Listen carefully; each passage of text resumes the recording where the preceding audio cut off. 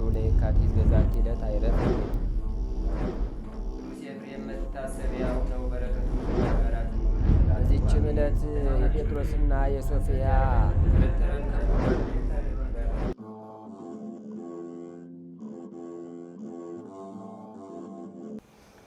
በስመ አብ ወወልድ ወመንፈስ ቅዱስ አሐዱ አምላክ። አመ ተስዑ ለነሐሴ በዛቲ ዕለት ኮነ ሰማዕተ ቅዱስ አባ ኦሪ ቀሲስ ዘማሀገረ ስጥኑፍ። አንድ አምላክ በሆነ በአብ በወልድ በመንፈስ ቅዱስ ስም ነሐሴ 9 በዚች ቀን ስጥኑፍ ከሚባል አገር የከበረ ቄስ አባ ኦሪ ምስክር ሆኖ ሞተ። ይህ ቅዱስ ብዙ ርኅራኄ ያለው በሥጋው በነፍሱም ንጹሕ የሆነ ነው። ብዙ ጊዜም አምላካዊ ራእይን ያያል። ከዚህም በኋላ የክብር ባለቤት ጌታችን ኢየሱስ ክርስቶስ በመሠዊያው ላይ ታይቶ ብዙ ምስጢራትን ገለጠለት።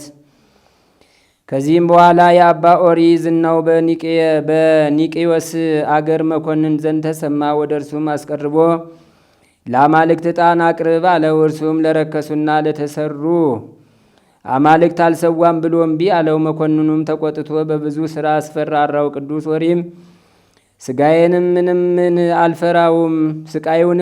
አልፈራውም፣ ጽኑ ስቃይንም አሰቃየው። ከዚህም በኋላ ወደ እስክንድርያ አገር ላከው። በዚያም ጽኑ የሆነ ስቃይን አሰቃይተው በወህኒ ቤት ጣሉት። በዚያም ድንቆች ታምራቶችን በማድረግ በሽተኞችን ፈወሳቸው። ዜናውን በተሰማ ጊዜ ደዌ ያለባቸው ሁሉ በየሀገሩ ብዙ ሰዎች ወደ እርሱ መጥተው አዳናቸው። ይህንንም መኮንኑ ሰምቶ ራሱን በሰይፍ እንዲቆርጡ አዘዘ። በመንግሥተ ሰማያትም የሰማዕትነትን አክሊል ተቀበለ። ከዚህም በኋላ የከበረ ዮልዮስ ሥጋውን አንስቶ ገነዘው። ወደ ሀገሩ ስጥኑፍም ላከው። የመከራውም ወራት ካለፈ በኋላ ውብ የሆነች ቤተ ክርስቲያን ሰርተውለት ሥጋውን በውስጡ አኖሩ። ከሥጋውም ድንቆች ታምራቶች ተገለጡ። በማመንም ለሚመጡ በሽተኞች ሁሉ ታላቅ ፈውስ ሆነ። ለእግዚአብሔር ምስጋና ይሁን፣ እኛንም በጸሎቱ ይማረን፣ በረከቱም ከእኛ ጋር ትኑር ለዘላለሙ አሜን። በዚችም ቀን የሊቀ ጳጳሳት ጲላጦስ መታሰቢያው ነው። በረከቱ ከእኛ ጋር ትኑር ለዘላለሙ አሜን። አንድ አምላክ በሆነ በአብ በወልድ በመንፈስ ቅዱስ ስም ነሐሴ 10 በዚች ቀን በእስክንድርያ ሊቀ ጳጳሳት በቅዱስ ድሜጥሮስ ዘመንና በከሃዲው ንጉሥ በዳኪዎስ ዘመነ መንግሥት ቅዱስ መጥራ በሰማዕትነት ሞተ። በዚችም ቀን ዳግመኛ በከሃዲ መክስሚያኖስ እጅ ቅዱስ ሐርስጥ ፎሮስ በሰማዕትነት ሞተ። በዚችም ቀን እስሙናይን ከሚባል አገር የከበሩ ቢካቦስና ዮሐንስ ሌሎችም ከእሳቸው ጋር በሰማዕትነት ሞቱ። ዛቅረብኩ ማይሌታ ዘኪርያ ይላፈም ለተጸምዱ ከዘልፈ ለላ አነብቶ ከዘንዴቴ መጽሐፈ እንተረሰይ ከግዚኦ ጸሪቀ መበለት ኩፈ ምላቡላን ዘተርፈ ነቢያት ቅዱሳን ሐዋርያት ሰባክያን ወመላእክት ትጓሃን ደናግል አድኅው መነኮሳት ሄራን ባርኩ ጉባኤ ዛቲ መካን እስከ አረጋዊ ሊቅ ወንዑስ ሕፃን ለዘጻፎ በክርታስ ወለዛ ጻፎን ዘይደርስ ወለዛ አንበቦ ለዘተርጎሞ በልሳን አዲስ ወለዘሰማ ቃሎ በዝነ መንፈስ በጸሎተሙ ማርያም አራቂተ ኩሉም ባይ ስቡረ የመሐረነ ኢየሱስ ክርስቶስ።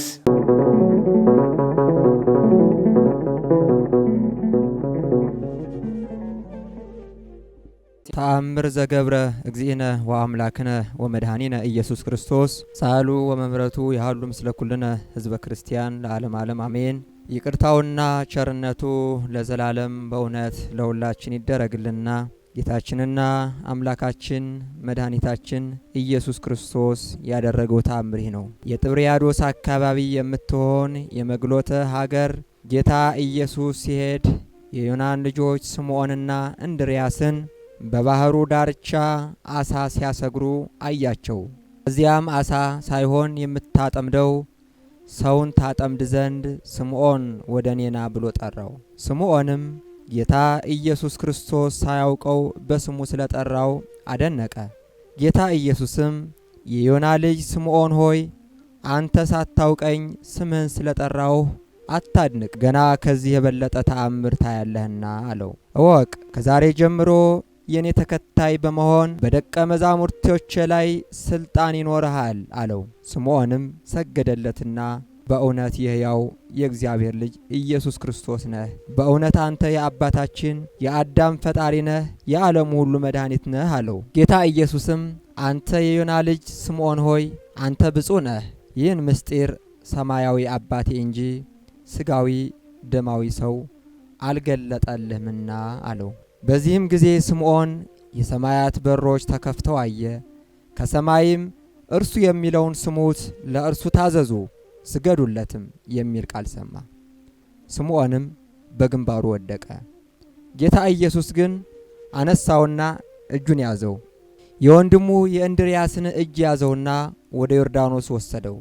ከዚያም በደረሱ ጊዜ ጌታ ስምዖን ሆይ በውሃና በመንፈስ ካልተጠመቅህ ደቀ መዝሙሬ ልትሆን አትችልም፣ መንግሥቴንም ልትወርስ አይገባህም አለው።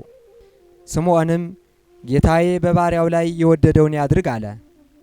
ከዚያም ለዮሐንስ ሰጠውና የእስራኤል ልጆች ወደ ወንዝ ወርደው እንደሚያደርጉት ሁሉ ዮሐንስም ስምዖንና እንድርያስ ወንድሙንም በዮርዳኖስ ውሃ አጠመቃቸው። የመላእክት ማኅበሮችም ከሰማይ ወርደው ከጥምቀቱ በኋላ በክንፋቸው ተቀበሏቸው።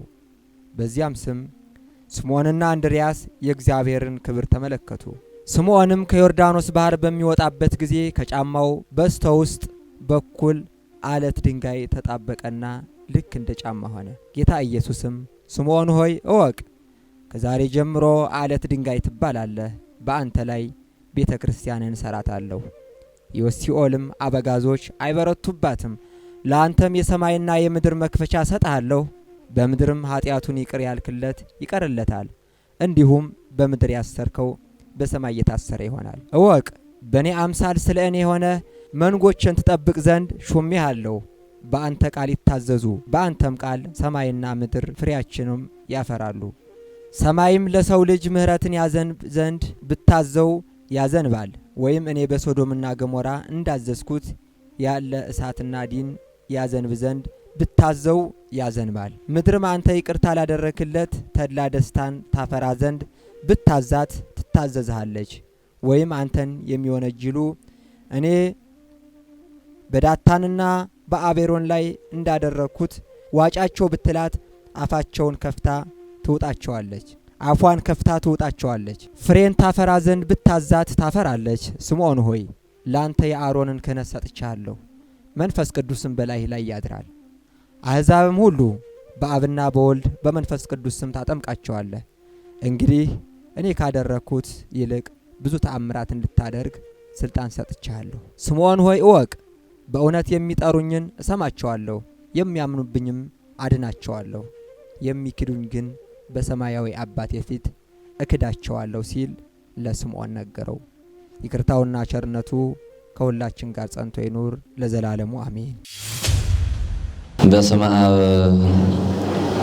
ወወልድ ወመንፈስ ቅዱስ አሃዱ አምላክ አሜን። ሊቀ ሐዋርያት ቅዱስ ጴጥሮስ ሰማያት በታላቅ ድምፅ ያልፋሉ ብሎ የሰማይና የምድር ማለፍን እንዲሁም ደግሞ ከማያልፉት መካከል ደግሞ የማያልፍ ዓለም እንዳለ ይልቁንም ደግሞ ቅዱስ አምላካችን እግዚአብሔር ሰማይንም ምድርንም ለማሳለፍ የሚመጣ የማይዘገይ ፈጥኖ የሚመጣ ቅዱስ አምላክ እግዚአብሔር እንዳለ ሲያስተማረ የተናገረ ታላቁ ሐዋርያ ሊቀ ሐዋርያት ቅዱስ ጴጥሮስ የሐዋርያት አለቃቸው ቀድሞ ስለ ክርስቶስ የመሰከረ በኋላም ደግሞ ፈጥኖ የጠወለገ ነገር ግን እንደገና በንስሐ ዝናም አረስርሶ ዓለም ልሞ አብቦ አፍርቶ የታየ ታላቁ ሐዋርያ ሊቀ ሐዋርያት ቅዱስ ጴጥሮስ ሰማያት በታላቅ ድምፅ ፈጥነው ያልፋሉ የሚል ኃይለ ቃል ተናግሮ እናገኛለን። እንግዲህ ጌታችን አምላካችን መድኃኒታችን ኢየሱስ ክርስቶስ ቀድሞ እምኀበ አልቦ ሀበቦ ካለመኖር ወደ መኖር አምጥቶ የፈጠረውን ዓለም እምኀበቦ ሀበ አልቦ ከመኖር ወደ አለመኖር ለማሳለፍ የሚመጣ ስልጣን በእጁ ያለው ማንም የማይሰጠው ሁሉም የባህሪ ገንዘቡ የሆነ ቅዱስ አምላካችን እግዚአብሔር ዓለምን ለማሳለፍ ሲመጣ ሊቀ ሐዋርያት ቅዱስ ጴጥሮስ በክርስቶስ መምጣት በግርማ መለኮት በክበበ ትስብእት ሲመጣ ያን ጊዜ የመላእክቱን አዋጅ ሲሰሙ አስቡት። እግዚአብሔር አምላካችን በአእላፍ መላእክት ታጅቦ ሲመጣ ያን ጊዜ ሰማያት በታላቅ ድምፅ ያልፋሉ ብሎ ሊቀ ሐዋርያት ቅዱስ ጴጥሮስ ሰማያት እንደሚያልፉ ነግሮናል። የሊቀ ሐዋርያት ቅዱስ ጴጥሮስ አነጋገር እንዴት ነው?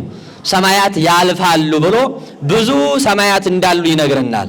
ምናልባት እኔና እናንተ ቀና ብለን ስናይ የሚታየን አንድ ሰማይ ሊሆን ይችላል። ይህ ሰማይ የብርሃናት መመላለሻ አድርጎ አምላካችን እግዚአብሔር በመጀመሪያው በጥንተ ፍጥረቱ ፍጥረታትን ሲፈጥር ከዚህ ከብሉ ሰማይ መልቶ የነበረውን ውሃ ከፍሎ አንደኛውን የረጋ አድርጎ ጠፈር ብሎ የብርሃናት መመላለሻ ያደረገውን ልናይ እንችላለን። ከዚህ በላይ ግን መላእክት በየነገዳቸው የተቀመጡባት ሰማያት አሉ። ኢዮር ራማ ኤረር ብለን የምንጠራቸው ከዚያም አልፎ እነ ሰማይ ወዱድ እነ መንበረ መንግስት እነ ጽራርያምን የመሳሰሉ ሌሎችም ታላላቅ የመላእክት ከተሞችና እግዚአብሔር በዘፈቀደ በዙፋኑ የሚገለጥባቸው ሰማያት እንዳሉ በመጽሐፍ ቅዱሳችን በሌሎቹም ተጽፎ እናገኘዋለን። ስለዚህ እነዚህ ሁሉ የሚያልፉ መሆናቸውን ሲናገር ታላቁ ሐዋርያት ቅዱስ ጴጥሮስ ሰማያት በታላቅ ድምፅ ያልፋሉ ብሎ የሚያልፉ ብዙ ሰማያት እንዳሉ ይነግረናል። ይህ ብቻ አይደለም። ሊቀ ሐዋርያት ቅዱስ ጴጥሮስ የሚነግረን የሰማያትን ማለፍ ብቻ አይደለም፣ ምድርምና መላዋ እንደሚያልፉ ይነግረናል። ያን ጊዜ በምድር ውስጥ ያሉ ሁሉ በታላቅ ትኩሳት ይቃጠላሉ፣ በውስጡ ያሉት ሁሉ ያልፋሉ ብሎ ሰማይና ምድር እንደሚያልፉ ሊቀ ሐዋርያት ቅዱስ ጴጥሮስ ነግሮናል። ሐዋርያው ቅዱስ ጴጥሮስ ከመናገሩ አስቀድሞ ግን ጌታችን አምላካችን መድኃኒታችን ኢየሱስ ክርስቶስ ከኢየሱስ ክርስቶስም አስቀድሞ ታላቁ ነቢይ ልበ አምላክ ተብሎ የተጠራው የተነገረለት ልበ አምላክ ነቢይ እግዚአብሔር ዳዊት በመዝሙር 50 ቁጥር 3 ላይ እግዚአብሔር ሰጋደ ይመጽው አምላክ ነህ ያረምን ብሎ እግዚአብሔር በግልጥ ሲመጣ ሰማይና ምድር እንደሚያልፉ በውስጥ በምድር ውስጥም ያሉ ሁሉም እንደሚያልፉ ነገር ግን ሰውና መላእክት ገሃነምና መንግስተ ሰማያት ለተሰንበት ብቻ እንደማያልፉ በተለያየ መጽሐፍ ቅዱስ ክፍል ተጽፎ ተመዝግቦ እናገኘዋለን። ከክርስቶስ ቀድሞ ዳዊት በትንቢት መነጽር መልኩ ተናግሮታል። በኋላ ግን ጌታችን አምላካችን መድኃኒታችን ኢየሱስ ክርስቶስ በማቴዎስ ወንጌል ምዕራፍ 24 ተራ ቁጥር 1 ጀምራችሁ ስትመለከቱ እያንዳንዱን ነገር ክርስቶስ በዝርዝር አስቀምጧል። ሁሉም እንደሚያልፍ ያን ጊዜ አምላካችን እግዚአብሔር ለሁለተኛ ጊዜ ዓለምን ለማሳለፍ ሲመጣ በዚያን ሰዓት ክርስቶስ በሚመጣበት ሰዓት የክርስቶስ መምጫው ሲደርስ ክርስቶስ በግርማ መለኮት በክበበ ትስብእት በኃይላት መላእክት ታጅቦ ሲመጣ ብዙ የሚከናወኑ ድርጊቶች እንዳሉ አምላካችን እግዚአብሔር በማቴዎስ ወንጌል ላይ በዝርዝር አስቀምጧል። በጣም የሚገርመው ነገር ግን በጣም የገረመኝ ክርስቶስ ከተናገረው ከዚህ መጽሐፍ ቅዱስ ክፍል ውስጥ ያን ጊዜ ክርስቶስ በገዳም ህብስት አበርክቶ እያበላለላችሁ ቢሏችሁ ወደ ገዳም ወደ በረሃ አትውጡ የሚል ቃል አለ። በጣም የሚገርም ብዙ ሰዎች ሊሸውዱን ይሞክራሉ። ክርስቶስ በአንድ ቦታ ብቻ ተወስኖ የሚሰራ አምላክ የሚመስላቸው ያንንም ለኔና ለእናንተ በጆሮአችን ገብቶ በልቦናችን አድሮ ከሃይማኖታችን እንድንወጣ የክርስቶስን ምልውነቱን እንዳንካፈል የሚያደርጉን ብዙ ሰዎች አሉ። ገና ክርስቶስ ከመምጣቱ አስቀድሞ እንዲህ አይነት ድርጊቶች እንደሚከናወኑ አይደለም ክርስቶስ ይቅርና መንግስተ ሰማያት ራሱ በዚህ በኩል አለች ብለው የመንግስተ ሰማያትን ቦታ ወስነው የሚነግሩልን ሰዎች እንደሚነሱ አምላካችን ክርስቶስ ተናግሯል። ያን ጊዜ ግን ምን አለ? ያን ጊዜ ብዙ ሰዎች ሃይማኖታቸውን ይለውጣሉ ብሎ ብዙ ሰዎች ሃይማኖታቸውን እንደሚለውጡ ተናግሯል። ከምን አንጻር? ያን ጊዜ በጥቃቅን ነገሮችና በሚሰሙት ድምጾች በሚሰበኩት ትክክል ባልሆኑ ቃላቶች ብዙ ሰዎች ሃይማኖታቸውን ይለውጣሉ። ያን ጊዜ እውነት መስሏቸው ክርስቶስን ፍለጋ ወደ በረሃ ይወርዳሉ። በጣም የሚገርም እኮ ነው። አምላካችን እግዚአብሔር ግን በዓለም ሁሉ የመላ ምልእነቱ ያልተወሰነ አስቡት። ነገር ግን እግዚአብሔር ሲፈቅድና ሲወድ ግን በዓለሙ የመላው አካሉን ይዞ በእመቤታችን ማኅፀን ግን ተወስኖ አይተነዋል። ያን ያደረገው ደግሞ ግዙፉ ሲረቅና ረቂቁ ሲገዝፍ ሰማያዊው ምስጢር የተዋህዶ ምስጢር ሲፈጸም በእመቤታችን ማኅፀን ውስጥ ብቻ በአጭር ቁመት በጠባብ ደረት ተወስኖ አይተነዋል። ከዚያ ውጭ ግን እግዚአብሔር በዓለሙ ምሉ ነው። ያን ሲሆን ደግሞ ሥጋ ምልአትነትን አግኝቷል። በመለኮት ምሉዕነት ሥጋ ምሉዕነትን ምሉዓነትንና በዓለሙ ሙሉ መሆንን ገንዘብ አድርጓል። ይህም ብቻ አይደለም፣ ፈጣሪነትን ሁሉ ገንዘብ አድርጓል። ያን ጊዜ በመልአኩ በቅዱስ ገብርኤል አማካኝነት ለእመቤታችን የብስራቷ ዋይ ሲደርስ ሲቀርብ ይኩነኒ ብላ ስትቀበል ያን ጊዜ ምን አድርጓል? ሥጋ የቃልን ገንዘብ አድርጎ ቃል ደግሞ የሥጋን ገንዘብ አድርጎ በእመቤታችን ማኅፀን ውስጥ ተወስኗል አምላካችን እግዚአብሔር። ከዚያ ውጭ ግን እግዚአብሔር በዓለሙ ሙሉ ነው። ታዲያ በዓለሙ ሙሉ የሆነውን ክርስቶስ በገዳም አለላችሁ የሚሉ ሰዎች እንደሚነሱ ነግሮናል። ነገር ግን ዳዊት የተናገረውንና እነዚህ ሰዎች የሚያነሱትን ሐሳብ ስንመለከት አይገናኝም። ዳዊት ክርስቶስ በገዳም ተደብቆ የሚመጣ አምላክ እንዳልሆነ በአንድ ቦታ ብቻ ተወስኖ የተወሰኑ ሰዎች እያዩት ሌሎኞቹ የማያዩት ሆኖ የሚመጣ አምላክ እንዳልሆነ እግዚአብሔር ሰጋዴ ይመጽእ ብሎ እግዚአብሔር በግልጥ ይመጣል ብሎ ሁሉም እያየው የሚመጣ አምላክ እንደሆነ ዳዊት ነግሮናል ማለት ነው። ስለዚህ ይህ በግልጽ የሚመጣው አምላካችን እግዚአብሔር ምን ለማድረግ ነው የሚመጣው የሚለውን ስንመለከት የሐዋርያውን ሐሳብ እንወስዳለን። ያን ጊዜ ሰማያት ፈጥነው በታላቅ ድምፅ ያልፋሉ፣ ምድርም ታልፋለች ካለ በኋላ ሊቀ ሐዋርያት ቅዱስ ጴጥሮስ ምን አለ? ነገር ግን አለ አዲሲቱን ሰማይና አዲሲቱን ምድር እንጠብቃለን አለ። እንደ ተስፋ ቃሉ እሷን እንጠብቃለን አለ። አሮጌ ሰማይና አሮጌ ምድር እንዳለ፣ አዲስ ሰማይና አዲስ ምድር እንዳለ ሊቀ ሐዋርያት ቅዱስ ጴጥሮስ ይነግረናል። ለምንድን ነው ሰማይና አሮጌ ያለው ካለ ተመልከቱ። ይህ የምናየው ሰማይ አልፎ የማያልፍ ሰማይ ስለሚመጣ ነው። መንግስተ ሰማያትን ሰማይ ብሎ ለምን ጠራት ሊቀ ሐዋርያት ቅዱስ ጴጥሮስ ካል ተመልከቱ። ሰማያዊ ግብር የሚፈጸምባት ሰማያዊ ሀብት ስለሆነች ሰማያዊና መንፈሳዊ ስራ ብቻ ስለሚሰራባት ከምድር ስራ ልዩ ስለሆነች በነፍስ ፈቃድ ብቻ የምንኖርባት ከተማ ስለሆነች ከእግዚአብሔር ጋር ልዑልና ከፍ ካለው ከቅዱስ አምላካችን እግዚአብሔር ጋር በምስጋና የምንገናኝባት መኖሪያችን የማታለፍ መሆኗን ሲናገር አዲሲቱ ሰማይ ብሎ ይጠራታል። ብዙ አሮጌ ሰማይ አለ፣ ብዙ አሮጌ ምድርም አለ። ምድር በነገራችን ላይ እኔና እናንተን የተሸከመችው ምድር ብቻ አይደለም። እኔና እናንተ ዓለም መሬት ተብለን ተጠርተናል። የኔና የናንተ ሰውነትን በኃጢአት አርጅቶ አሮጌ ተብሎ ተጠርቶ ነበረ ለ5500 ዘመን። ከአሮጌነታችን ያደሰን በአዲስ ተፈጥሮ ያነጻን እንደገና ከወደቅንበት አንስቶ በነጻነት አደባባይ ያቆመን አምላካችን መድኃኒታችን ኢየሱስ ክርስቶስ ነው። ስለዚህ አምላክ በግልጽ ሲመጣ ዓለምን ለማሳለፍ ሲመጣ የማናልፍኛ ከየትኛው ርስት ነው የምንገባው የሚለውን ነገር ማሰብ ያስፈልጋል። ብዙ ጊዜ ተነግሯል። የእግዚአብሔርን መንግስት ስናስብ እግዚአብሔር በግልጽ እንደሚመጣ እናስባለን። እግዚአብሔር በግልጽ ሲመጣ ደግሞ በእያንዳንዳችን ላይ እንደየስራችን ሊፈርድብንና ሊፈርድልን እንደሚመጣ ደግሞ እናስባለን።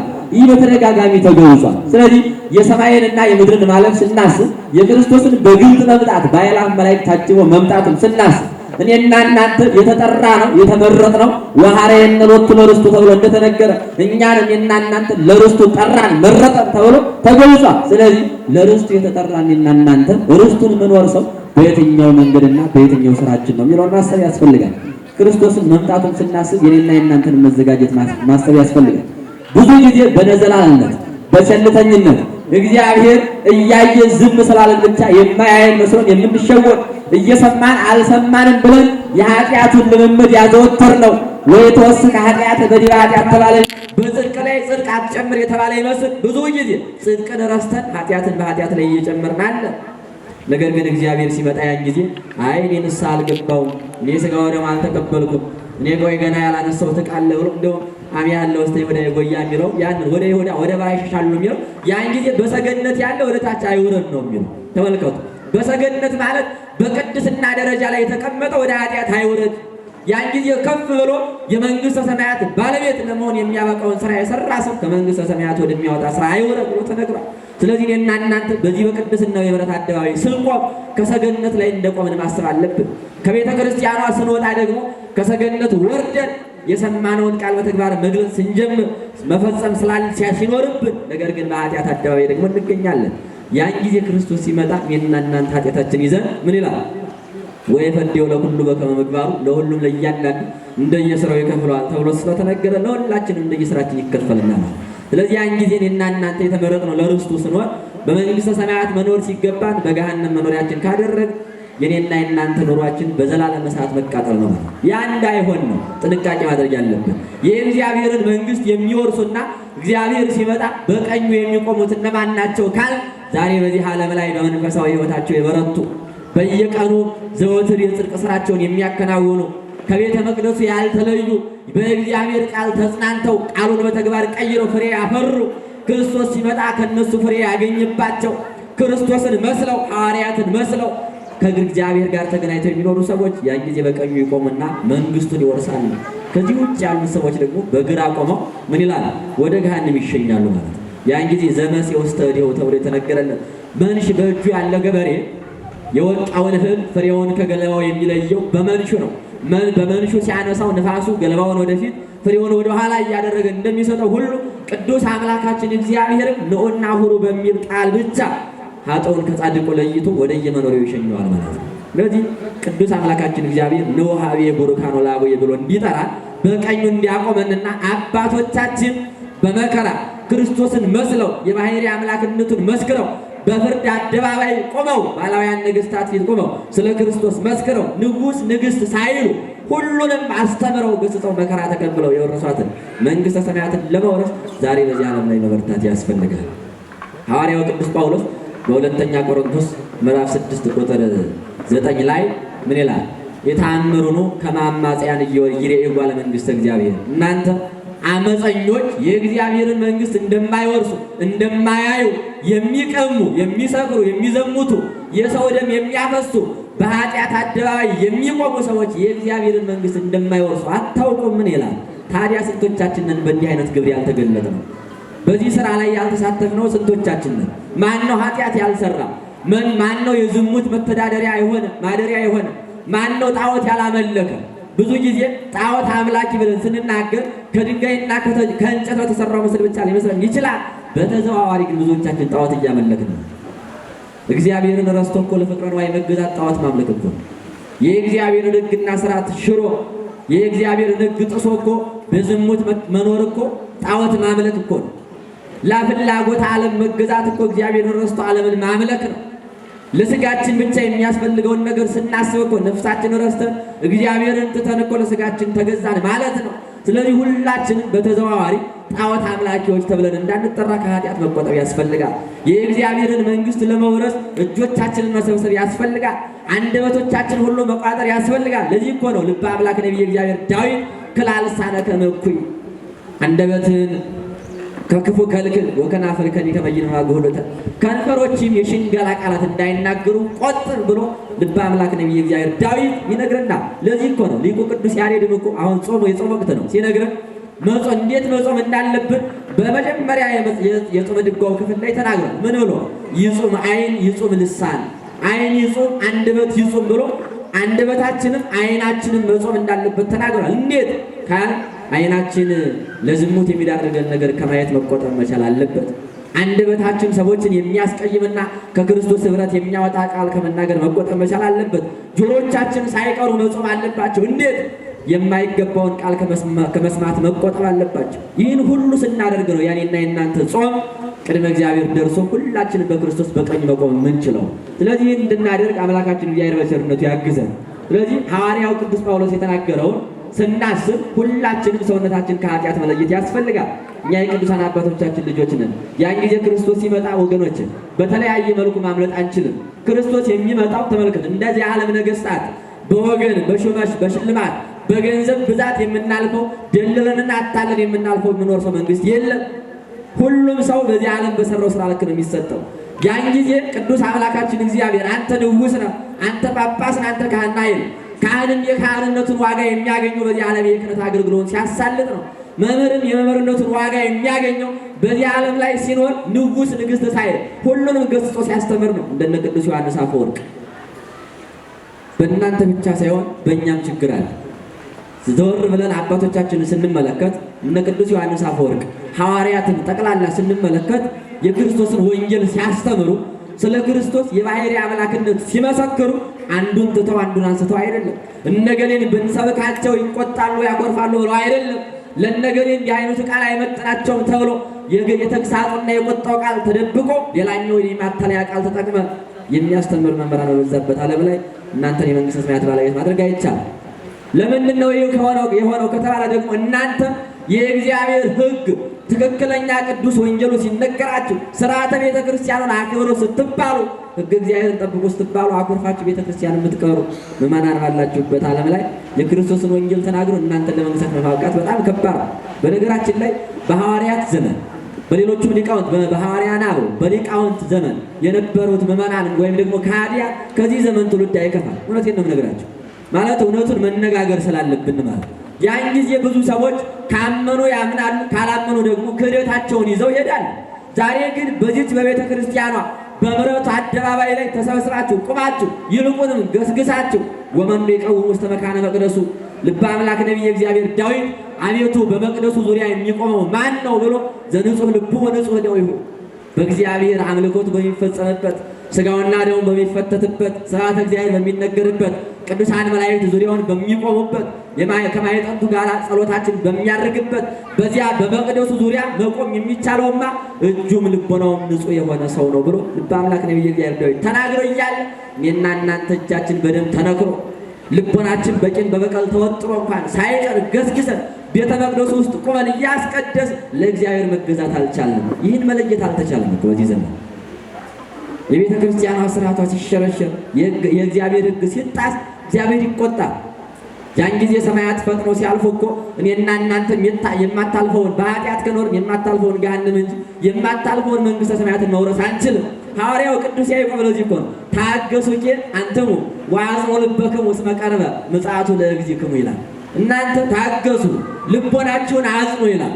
የጌታችሁ የአምላካችን የመድኃኒታችን የኢየሱስ ክርስቶስ መምጣቱ ቀርቧልና ልቦናችሁን አጽኑ፣ እናንተም ታገሱ። ታገሱ ማለት ምንድን ነው? መከራውን ታግሳችሁ ተቀበሉ። በዚህ ዓለም ላይ ፈተና ሊበዛ ይችላል፣ እውነት ነው። ፈተናውን ታግሳችሁ ተቀበሉ። ልቦናችሁን በሃይማኖታችሁ በእግዚአብሔር ተስፋ አጽኑ። እግዚአብሔር ሁሉን ማድረግ ይችላል። ኃጢአታችንን ደምስሶ ንስሐችን ተቀብሎ ለከበረ ሥጋው የሚያበቃ መንግሥቱን የሚያወርሰናል ብላችሁ በእግዚአብሔር ልባችሁ ይጽና ብሎ ነግሮናል። ስለዚህ ሁላችንም በእግዚአብሔር ልባችን ከጸና የማይስተካከል ነገር የለም። ቅዱስ አምላካችን እግዚአብሔር ጥንቱን መንግሥተ ሰማያትን ያዘጋጀው እኮ ለእኛ ለማንም አይደለም። ዘአይን ርኤ ወእዝን ይሰማ ውስተ ልበ ሰብእ ዘይትሃለየ ተብሎ በሰው ልቦና ያልታሰበ ጆሮ ያልሰማው አይን ያላያት መንግሥተ ሰማያት የተዘጋጀችው እኮ ለእኔና ለእናንተ ለማንም አይደለም። በዚያች መንግሥተ ሰማያት ግን መኖር የምንችለው እንዴት ነው ካል ተመልከቱ። ሊቀ ሐዋርያት ቅዱስ ጴጥሮስ መንግሥተ ሰማያትን አዲሲቱን ሰማይ መንግሥተ ሰማያትን አዲሲቱን ምድር እንጠብቃለን ያለው ለምንድን ነው ከተባለ የሚከናወንባት ድርጊት እኮ ልዩ ስለሆነ እኮ ከምድር ልዩ ስለሆነ በዚህ ዓለም ላይ አንድ ጊዜ ለፈቃደ ሥጋችን በሌላኛው መልኩ ደግሞ ለፈቃደ ነፍሳችን ስንገዛ እንኖራለን። በዚህ ሥጋችን ሲያሸንፈን፣ በዚህኛው ደግሞ ነፍሳችን ሲያሸንፈን ለሁለት ጌታ በመገዛት ተቸግረን የምንኖርባት ዓለም ላይ ነው። በዚህ ዓለም ላይ ጠዋት ያየነውን ነገር ማታ ድጋሚ ያስፈልገና በዚያችኛው በመንግሥተ ሰማያት ግን ስንኖር በነፍስ ፈቃድ ፍትሐ ነገሥት ላይ ሰለስቱ ምዕት ስለ አንቀጸ ጾም ሲናገሩ ምን ነው አብዝተን ስንጾም መላእክትን እንመስላለን ይላል።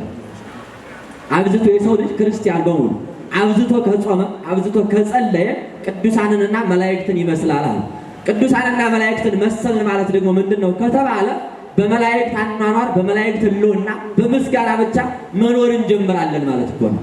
ያን ጊዜ ሥጋ ሲደክም ኃይሉ ሲጠፋ ፈቃዱ ሁሉ ሲጠፋ የነፍስ ፈቃዷ በሥጋ ላይ ሲነግስ የነፍስ ፍላጎቷ ከመላእክቱ ጋር ማመስገን፣ በቅዳሴው መሳተፍ፣ የእግዚአብሔርን ቃል መስማት፣ መጾም፣ መጸለይ፣ እግዚአብሔርን ስሙን መጥራትና ከእግዚአብሔር ጋር መገናኘት። ይህን ስናደርግ ቅዱሳን መላእክትን መሰል ማለት ነው። ስለዚህ የነፍሳችንን ፈቃድ ማስቀደም ያስፈልጋል። ያን ስናደርግ ነው ያችን መንግሥተ ሰማያት እንብላ እንጠጣ የማንልባት፣ ተራቆትን በረደን የማንልባት፣ አንድ ጊዜ ስንወጣ አንድ ጊዜ ስንገባ የማንኖርባት፣ ከገባን የማንወጣባት፣ ብርሃኗ የማይጠፋ የማይጠወልግ ለዘላለሙ ንጉሥ የሆነው ክርስቶስን እያገኘን ከመላእክቱ ጋር በምስጋና የምንኖርባት ዓለም እኮ ናት መንግሥተ ሰማያት። ያችን ለመውረስ ነው በዛሬ በዚህ ዓለም ከኃጢአት ልዩ ሆኖ የምንለው። ከራስን ከኃጢአት መለየት ያስፈልጋል። ወይ ታንግሱ ባለ ኃጢአት ሊበስጋክሙ በእናንተ በሥጋቸው ላይ ኃጢአትን አታንግሷት ይላል። በእኔና በእናንተ ሰውነት ላይ መንገስ ያለበት ክርስቶስ ነው። ጥንቱን የኔና የእናንተ ቤተ መቅደስ የእግዚአብሔር ማደሪያ ነው። አንትሙ ሕንጻ እግዚአብሔር አንትሙ። ሐዋርያው ቅዱስ ጴጥሮስ እናንተ ቤተ መቅደስ ሰውነታችሁ የእግዚአብሔር ቤተ መቅደስ ነው። የተአምሩኑ አንትሙ ከመ ታቦቱ ለመንፈስ ቅዱስ እናንተ የመንፈስ ቅዱስ ማደሪያ እንደሆናችሁ አታውቁምን ብሎ ነግሮናል። በጣም የሚገርመው ነገር የኔና የእናንተ ሰውነት የቤተ ክርስቲያኗን ያክል ክብር የለውም። በኃጢአት ተደፍሯል፣ በኃጢአት ቆሽሿል። ለምንድን ነው ቤተ ክርስቲያኗን የምናከብራት? ከቤተ መቅደሱ በንጽህና ካልሆነ የማንገባው ለምንድን ነው ካል ማኅደረ እግዚአብሔር ስለሆነች የእግዚአብሔር የአምልኮቱ መገለጫ መፈጸሚያ ስለሆነች የክርስቶስ ሥጋና ደም ስለሚፈተትባት ስብሐተ መላእክት ስለሚደርስባት ነው ብለናል። ታዲያ በእኔና በእናንተ ሰውነት ላይ እግዚአብሔር አያድርም እንዴ? የኔና የእናንተ ሰውነትም እኮ የእግዚአብሔር ቤተ መቅደስ ነው። ለቤተ ክርስቲያኗ ንጽህና ቅድስና ክብር ስንጨነቅ የእኛ ሰውነት መጀመሪያ መች ንጹሕ ሆነ? ማንጻት ያስፈልጋል። እግዚአብሔር የሚያድርበት ነገር ሁሉ ንጹሕ መሆን መቻል አለበት። ለምን? ክርስቶስ አምላካችን ንጹሕ ባሕርይ ስለሆነ ንጹሕ ነገር ይፈልጋል። እውነት ነው። ስለዚህ በኃጢአት የቆሸሸው ቤተ መቅደሱ ንጹሕ መሆን መቻል አለበት። አምላካችን እግዚአብሔር በእኔና በእናንተ ቤተ መቅደስ ላይ ለማደር ሲመጣ የኔና የእናንተ ቤተ መቅደስ በኃጢአት ከቆሸሸ፣ በዝሙት ከቆሸሸ፣ እጆቻችን በሰው ደም ተነክረው ከቆሸሹ እግዚአብሔር እንዴት ሊያድር ይችላል? ታዲያ እግዚአብሔርን ፈልገን ማግኘት ያጣነው እኮ ቤተ መቅደሱ ስለቆሸሸ ነው። በጣም የሚገርመው ነገር ሰው ከእጁ ላይ እያለ ከሩቅ የሚመለከት ትውልድ ነው። ከሩቅ ከቅርብ እያለ እግዚአብሔር ከሩቅ እንመለከታለን። እንዴት ነው እግዚአብሔር ከቅርብ ያለው? በእኛ ሰውነት ላይ ካደረኩ አተን ፈልገን የምናጣው ነገር የለም። ሽታን የማናገኘው ነገር የለም። የማይፈጸምልን ጉዳይ የለም። ግን እግዚአብሔርን አራቅ ነው። ኃጢአት እየሰራን እግዚአብሔር በእኛ ላይ እንዳያደር፣ በእኛ እንዳይገለጥ፣ ከእኛ ጋር የጸጋ ተዋሂዶ እንዳይኖረው አደረገ። እግዚአብሔር እኮ ከእኛ ጋር የጸጋ ተዋሂዶ ያደርጋል። ከእመቤታችን ጋር የኮነት ነው። ከኔና ከእናንተ ጋር ግን የጸጋ ተዋሂዶ አለው እግዚአብሔር። የጸጋ ተዋሂዶ ማለት ምንድን ነው ካላችሁ፣ ሰው ኃጢአት ሲሰራ የሚለየው፣ ጽድቅ ሲሰራ ደግሞ አብሮት የሚኖር ማለት ነው። ስጦታ ሁሉ ለኔና ለእናንተ የጸጋ ናቸው ለእግዚአብሔር። ለዚህ እኮ ነው አዳም የተሰጠውን የጸጋ ስጦታ ትቶ የማይገባውን የባህርይ አምላክነት ሲሻ ነው የወደቀው። በአንጻሩ ዲያብሎስም እንዲሁ ሌሎቹ የማይገባቸውን የእግዚአብሔር የባህርይ የሆነውን ነገር ሁሉ ፈልገው የወደቁ ሰዎች አሉ። ለኔና ለእናንተ የጸጋ ተደርጎ የተሰጠን ብዙ ሀብት አለ። ነገር ግን ኃጢአት እየሰራን ጸጋችን ሁሉ ባዶ አደረግነው፣ አራቆት ነው። ሰውነታችን ሁሉ እግዚአብሔር ከሰጠን ጸጋ ልዩ ሆነ። ግን እግዚአብሔር የጸጋ አድርጎ ያልሰጠን ነገር የለም። አምላክነትን የሚባል ሰጥቶን ነው። ለአዳም እኮ የጸጋ አምላክ አድርጎ ሾሞታል። ሌሎቹንም ንግስናንን፣ ክህነትን፣ ሁሉንም ነገር እግዚአብሔር ሰጥቶናል። ግን ተመልከቱ፣ እግዚአብሔር እንዲህ አይነቱን ሀብት የሰጠን እርሱን መስለንና ሕጉን ጠብቀን ስንኖር ከእኛ ጋር የሚኖር ነው። በአንጻሩ ቅዱስ አምላካችን እግዚአብሔር እርሱን ስንመስልና ንጹሕ ሆነ ቅዱስ ሥጋውን ክቡር ደሙን ስንቀበል ያን ጊዜ እግዚአብሔር ከእኛ ጋር የጸጋ ተዋሂዶ ያደርጋል። ልዩ ነው ይሄ። የኮነት ተዋሂዶ ከእመቤታችን ውጭ የለም። ከእመቤታችን ግን ከሥጋዋ ሥጋ ከነፍሷ ነፍስ ነስቶ እግዚአብሔር ተዋሂዶ በአጭር ቁመት በጠባብ ርዝመት ተወስኖ አይተነዋል። ስለዚህ አምላካችን እግዚአብሔር ከእኛ ጋር ካለ፣ ለዚህ ነው ሐዋርያው ቅዱስ ጳውሎስ እግዚአብሔር ከእኛ ጋር ካለ ማን ይችለናል? ማንስ ይቃወመናል? ያለ ኃጢአት በእኛ ላይ ሊነግስ አይችልም። ምድራዊ ኃይል ግዙፉም ረቂቁም ሊቃወመን አይችልም። እግዚአብሔር ከእኛ ከራቀ ግን ሁሉም ያሸንፈናል። ይህ እንዳይሆን በኃጢአት እንዳንጠመድ፣ በኃጢአት ማሰሪያ እንዳንታሰር ዘወትር በንስሐ ሕይወት ውስጥ መመላለስ ያስፈልጋል። እግዚአብሔር አምላካችን ቸርነቱ የበዛ ምሕረቱ የበዛ መዓቱ የራቀ አምላክ ነው። ይህ እግዚአብሔር ቸርነት በዚህች አውደ ምሕረት ላይ ተዘርዝሮ አያልቅም በፍጹም። ቅዱሳን አባቶቻችን በመጻሕፍትም ደረጃ በቃልም ደረጃ በማንኛውም በተግባርም ገልጸውታል። ግን የእግዚአብሔር ቸርነት ተነግሮ አላለቀም። ለምን? እግዚአብሔር ቸር መሆኑን የምታውቁት ቀድሞ በድለነው ሳለ ይቅር እያለን በነፃነት አደባባይ ያቆመን፣ ለዛውም ሥጋውን ቆርሶ ደምን አፍሶ፣ ከዚያ በኋላ ደግሞ እስመ አንተ ተአምር ድካሞ ለሰብእ፣ አንተ የሰውን ደካማነቱን ታውቃለህና ብሎ እንደተናገረው ተመልከቱ። ደካማነታችን ስለሚያውቅ መውደቃችን ስለሚመለከት ስለሚያይ ምን አደረገ? ተደግፈ ነው የምንነሳው ንስሐን ያዘጋጀ አምላካችን እግዚአብሔር እኮ። ከዚህ በላይ ቸርነት የለም ወገኖች። ብንወድቅ እንኳን የምንነሳበትን ንስሐ የሰጠን ንስሐ ሰትር ሲሆን እዛ አበሰ ከመዘ ያበስ ድንግል ንስሐ የበደለውን እንዳልበደለ ዘማዊውንም ድንግል ታደርጋለች አለ። አቤት የእግዚአብሔር ስጦታው ብዙ ነው። ተመልከቱ፣ ንስሐ የበደለውን እንዳልበደለ ታደርጋለች። ትናንት አስቀይመነው፣ ትናንት ኃጢአት ሰርተን እግዚአብሔርን አስቀይመነው፣ ሕጉን ተላልፈን በኃጢአት ተጨማልቀን ቆሽሸን የነበርን ሰዎች ዛሬ ንስሐ ስንገባ እንዳልበደልን አድርጎ እግዚአብሔር ተቀበለን። አስቡን። ወለ ዘማኒት የሲዮ ድንግል ዘማዊውንም ድንግል ታደርጋለች ማለት ምንድን ነው? አንዳንድ ሰዎች ጠለቅ ብለው ገና ያልገባቸው ሰዎች ወለ ዘማኒት የሲዮ ድንግል ስንል ድንግልናቸውን ያጡ ሰዎች አይ ንስሐ ገብቻለሁ ድንግልና የተመልሷል ብለው ዲያቆን ለማግባት የሚደረቁ ሰዎች አሉ። ኧረ አይደለም፣ እንደዛ አይደለም። የነፍስን ድንግልና እንጂ የሥጋን ድንግልና መመለስ አይቻልም። ይሄ የተነገረው ለነፍስ ድንግልና ነው። ኃጢአት ሰርቶ ተመልከቱ፣ በዝሙት ምክንያት ከመንግሥተ ሰማያት ሊወጣ ከገነት ወጥቶ የነበረ ከእግዚአብሔር ርቆ የነበረውን ሰው ንስሐ ሲገባ የመንግሥተ ሰማያት የገነት ባለቤት መሆን ይችላል ተባለ እንጂ ድንግልና ሥጋው ይመልሳል ማለት አይደለም ወገኖች። ማስተዋል ያስፈልጋል፣ መመርመር ያስፈልጋል። የሚነገረው ቃል ሁሉ ከሕይወታችን ጋር እንዴት መዛመድ አለበት ቢለው ጠይቁ። በጣም የሚገርም እኮ ነው። ብዙ ነገሮች ይነገራሉ፣ ብዙ ትምህርቶች በአውደ ምሕረቱ ይሰበካሉ። ነገር ግን ፍሬ ያፈራን ጥቂቶቻችን ነው። ፍሬያማ መሆን አልቻልንም። ነፋስ የመታው ገብስ እየሆንን አስቸግረናል።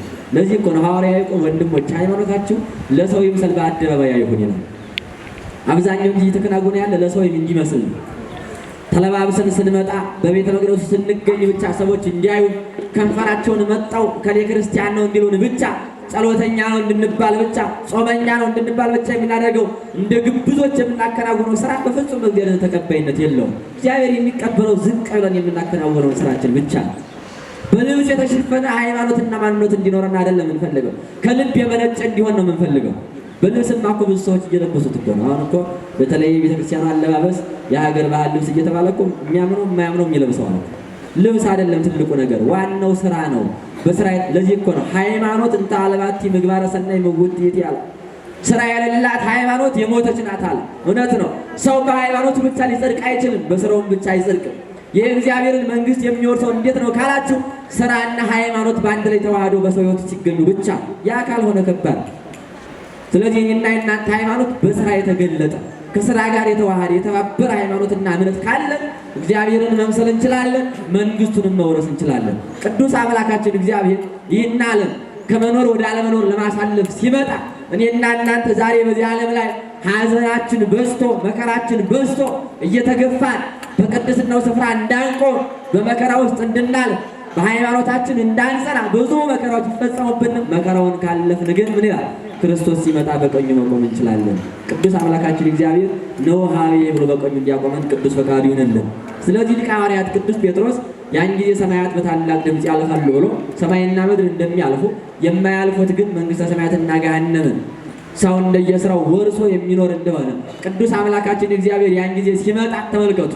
የሚመጣው ለእኔና ለእናንተ ሹመት ሽልማት ለመስጠት እኔና እናንተን እንደገና ከወደቅንበት ለማንሳት አይደለም። ያን ጊዜ በመቃብር ውስጥ ያሉት ሁሉ ተነስተው እግዚአብሔር በፍርድ አደባባይ አቆሞ ፍርዱን ከሰጠ በኋላ እናንተ ወደ መንግስተ ሰማያት እናንተ ደግሞ ወደ ገሃነም ሄዱ ተብሎ የሚባለውን ቃል ብቻ ለመስማት ነው። ክርስቶስ የሚመጣው በዚህ ልክ ነው። ሁለተኛ ሊሰቀል ሊገረፍ ሊቆረጥ ሊፈለጥ አይደለም። እንደገና እንደ ፊተኛው መጥቶ ስጋውን ሊቆርስ ደሙን ሊያፈስ አይደለም። መስቀል ላይ ሊውል አይደለም። በአይሁድና በሊቃነ ካህናቱ እጅ ለመያዝም አይደለም የሚመጣው። የሚመጣው ዓለምን ለማሳለፍና እኔና እናንተ እንደዚህ ስራችን ለመክፈል ነው የሚመጣው።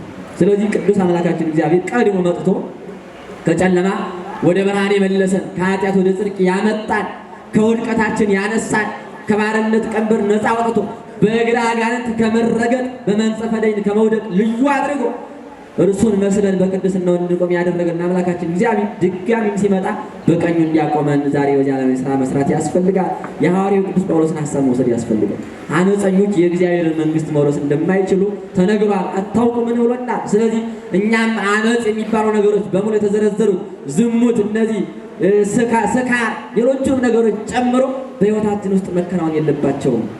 በእኔና በእናንተ ሕይወት ውስጥ መታየት ያለበት የጽድቅ ስራ ነው። ብርሃንክሙ ይብራ በቅድመ ሰብእ ማለት እኮ ስራችሁ በሰው ፊት ብሩህ ይሁን ማለት ይታይ ማለት እኮ ነው።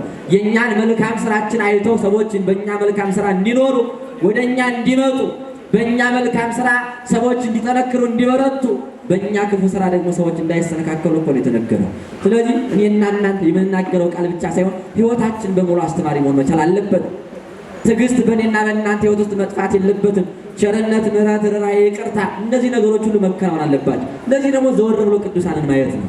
ጻድቁ አባታችን ኢትዮጵያው ጻድቅ አቡነ እስትንፋሰ ክርስቶስ ስንመለከት እኮ ይህን ነው የሚያስተምሩ። ሌላ እኮ አይደለም የሚያሳዩ። እግዚአብሔርን መምሰል፣ ቅድስናን ገንዘብ ማድረግ፣ በንጽህና መመላለስ፣ በንስሐ ህይወትን ማደስ፣ ለእግዚአብሔር መገዛት፣ ዓለምን መናቅና ፍላጎቱን መተው፣ የነፍስን ፍላጎትና ፈቃድ ማስቀደም እኮ ነው። ከቅዱሳን የምናየው ይሄንን ነው። ስለዚህ ቅዱስ አምላካችን እግዚአብሔር በወዳጆቹ በቅዱሳን ምልጃና ጸሎት ሀገራችን ይጠብቅልን። የቅዱሳኑን በረከት በሁላችን ላይ ያሳድርብን። እኛም እነርሱን መስለን ሐዋርያው ቅዱስ ጳውሎስ እንደተናገረው ተመሰሉ ኪያየ በከመ አነ እትሜሰሎ ለክርስቶስ፣ እኔ ክርስቶስን እንደመሰልኩት እናንተ ደግሞ እኔን ምሰሉ ብሎናል። ሐዋርያው ቅዱስ ጳውሎስ ክርስቶስን እንዴት መሰለው ካል በመከራ መስሎታል፣ በሐዋርያነቱ መስሎታል። በልዩ ልዩ መልኩ ክርስቶስን መስሎ ይኖር ሐዋርያ። ጳውሎስን ስንመስል እኛን ክርስቶስን መሰልን ማለት ነው። ሐዋርያትን ስንመስል ክርስቶስን መሰልን ነው። ቅዱሳንን ስንመስል ክርስቶስን መሰልን ማለት ነው። ሰማዕታትን ስንመስል ክርስቶስን መሰልን ነው። ሐዋርያትን ስናስብ ክርስቶስን አስብን ማለት ነው። ስለዚህ ቅዱሳን አባቶቻችን ከክርስቶስ መንገድ የወጣ ሕይወትን፣ ሃይማኖትን፣ አኗኗርም ስለሌላቸው እነሱን ስንመስል እግዚአብሔርን እናገኘዋለን እና አምላካችን እግዚአብሔር ኃጢአተኞች ነን፣ በደለኞች ነን፣ ብዙ ጊዜ እንወድቃለን። ነገር ግን እየፈቅድ ሞቶ ለኃጥእ አላ ግብአቶ የኃጢአተኛውን መመለሱን እንጂ ሞቱን አልፈልግም አልወድም ብሎ የተናገረ አምላካችን እግዚአብሔር ለንስሐ ዕድሜ እየሰጠ ይጠብቀናል። አንድ ነገር ብቻ ነው ልጨርሳለሁ።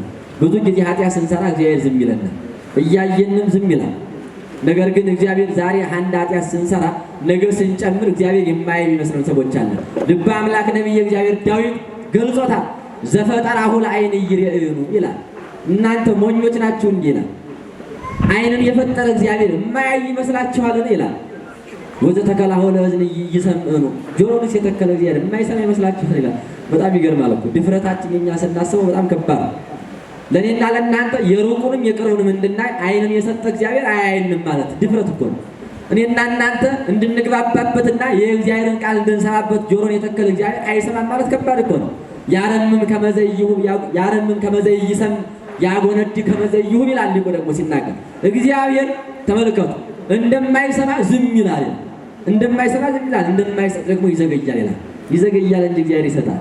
ዝም ይላል እንጂ እግዚአብሔር ይሰማል፣ ይመለከታል፣ ሁሉንም ያያል። አይደለም በአደባባይ በግልጽ የሚሰራውን ኃጢአታችን ይቅርና እንኳን ኩላሊት ያመላለሰውን ልቦና ያሰበውን መርምሮ የሚያውቅ አምላክ ነው። በእግዚአብሔር ዘንድ የሚሰወር ነገር የለም።